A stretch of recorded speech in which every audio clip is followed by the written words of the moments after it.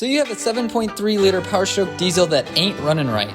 Does your idle surge? Does the engine keep dying on you? We troubleshoot and replace the problematic ICP sensor. No, not the Insane Clown Posse sensor. We're talking about the injector control pressure sensor on this Ford F350 platform. We walk you through some of the tips so you don't end up spending $200 on a sensor you may not need. Hold up. Pump the brakes. If you're not subscribed to the channel, make sure you subscribe right now or I will come over and French kiss your dog. So what do we have going on with the ambulance, William? It's just running real bad surging. So with my research, I found that the 7.3 liter has a common issue. The ICP, or the injector pressure control, it's a small sensor down behind the air conditioning compressor. So it's very buried in this van or these E-Series. If you're in a truck, it's a whole lot easier to get to, but in the van, you've got to dismantle. So first, 4 10mm bolts, unplug, take your air filter, remove the doghouse. We've taken the rear turbo inlet out, and now we are working on taking air box or air hose out.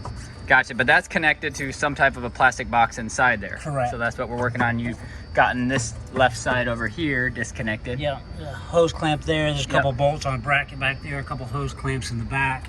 But to get to this thing, because it's buried and we have no room here, you've got to remove a bunch of stuff. And you can't get to it from the side. It's like under the dash up here. So let's go take a look on the inside, see what we got going on. So we are inside where the doghouse has been pulled off, and this hose right here from the turbo comes out of there.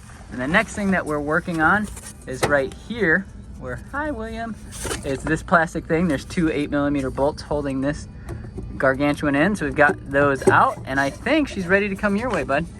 I gotta get it off this air box. Oh, gotcha. So there's right there where his hand is at, there's a hose clamp. He's got disconnected, and looks like we've got, there you go, pop, bring her right on out. There we go. So the guy that we're looking for, right there. Well, William and I were talking about this on the phone, and in the dark, we were like, this is gonna be a really hard thing to get to, but now that that air box is out of there, it's really not that difficult. So you got just enough room to get a 5/8 inch wrench on that. So the issue that we're having is that the vehicle is surging and the RPMs are going up, and it's kind of falling flat on its face and dying. And so this is kind of what we located it down. However, there should be some oil on the inside of the electronic component. Usually there's oil all up in here. Normally these would have oil on the inside if they're bad, so we're a little leery that this is not the actual issue. Hey, did you check the spark plugs on this? Yeah. Spark plugs are good? All the spark plugs are good? The gap on one of them was bad. I changed it. I fixed it. He checked the gaps of the spark plugs and put a new rotor cap on there and a new condenser, and set the timing of the distributor. The codes were red on this vehicle, and they were saying there was a little issue with the charging from both alternators, so we're gonna check the battery voltage and see if we're good to go on that. So William is actually putting the ICP back in, not the Insane Clown Posse, but the actual sensor itself. We're gonna wrench that down in there. It's 500 PSI, so you actually wanna make sure it's seated down in there pretty good. 500 and up. 500 and up. 500 is like starting. It actually can surge at 4,000 PSI. Woo, 4,000. All right, so we gotta make sure that thing's tightened in there real good. Then we're gonna plug the connector back on top, start it, and then while it's running, we're gonna pull the electric connector off, and if there's a change in the RPM where it actually seems it's running better, then we can narrow down that is a sensor issue, because we don't want to spend $200 on it and see if that's a issue or not. William's gonna start it, see if it acts up, and we're gonna pull the sensor if it doesn't. So you just turned the AC on and it shut off. Like, I just thought you turned the key off. Nope.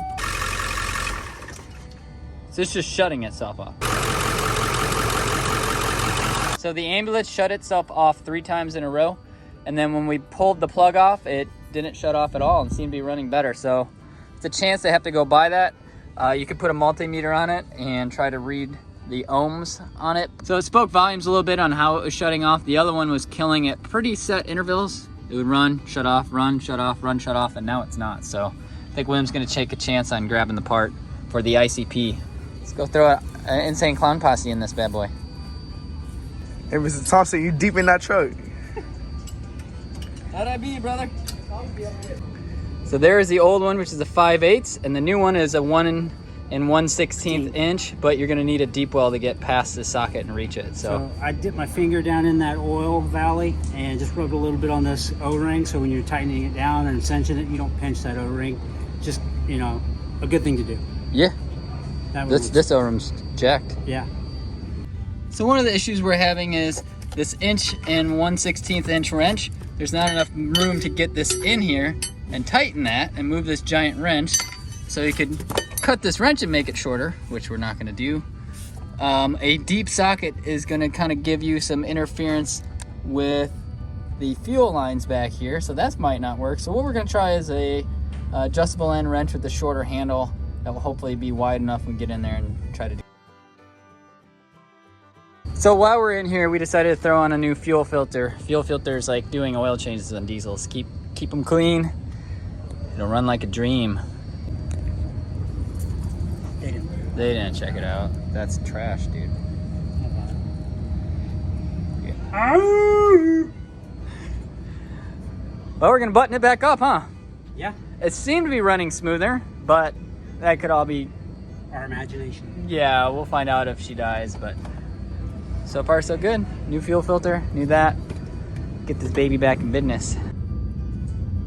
When you're working on something old like this, just be careful on how much you tighten it down, because some of this old plastic is a little brittle and can crack, and then you don't want to replace another component of stuff. So just be a little gentle and snugging things on stuff like this. And also, if you see my ring in the picture, it's ceramic. It's not gonna weld itself to your vehicle. He doesn't care if it does. All right, so now's the moment of truth. We're gonna go take this big gal for a cruise. Oh, guess who gets to drive this mofo? The check engine light went off, which is pretty awesome. It's not dying when I turn the AC on, so that's also another good thing.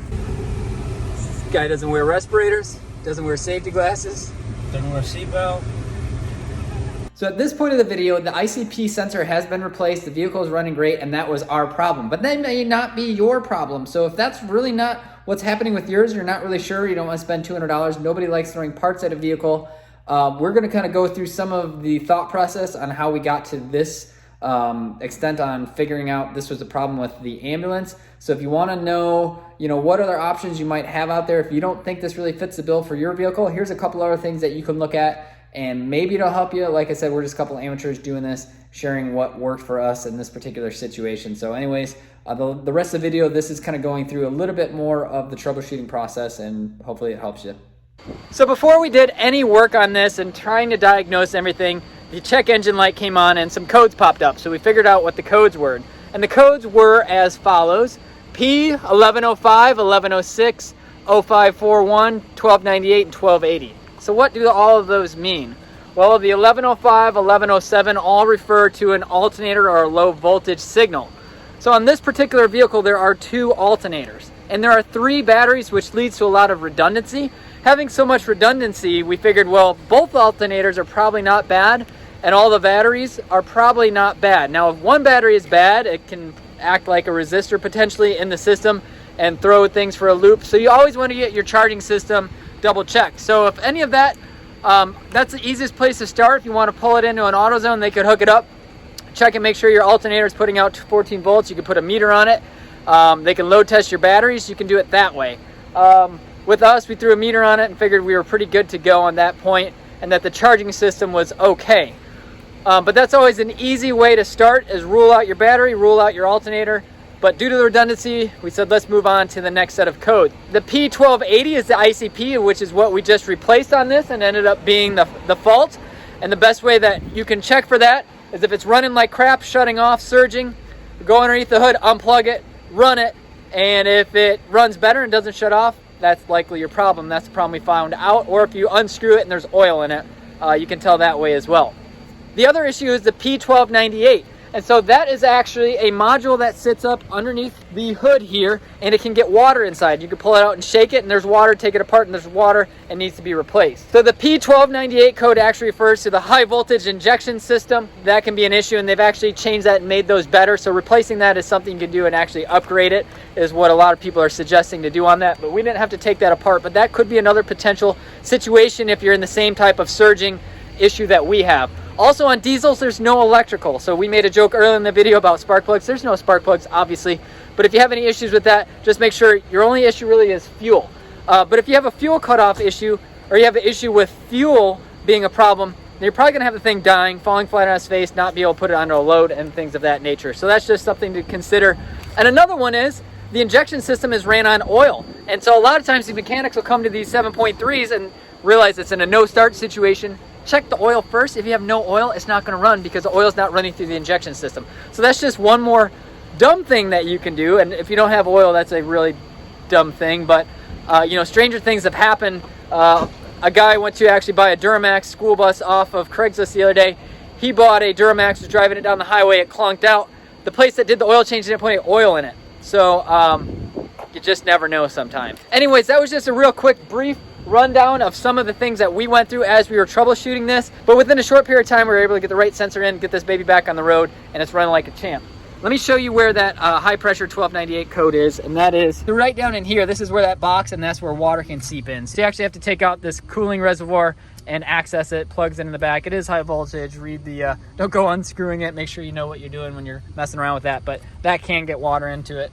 That's something else that can be similar to what we're working with. But anyways, there it is. She's all done. Hey guys, thanks so much for watching the channel. Please subscribe to the channel because that's what's helping us keep going with what we're doing. We really want to buy a second ambulance and build another one. Not sure how that's going to work logistically, but if you support us, support the channel, like, comment, all those things help drive up the algorithm over at YouTube, and it helps us keep making good content for you guys, and we really want to build one of these. So we're going to make it happen regardless, but just make sure you try to support us. So subscribe, and we'll catch you on the next episode.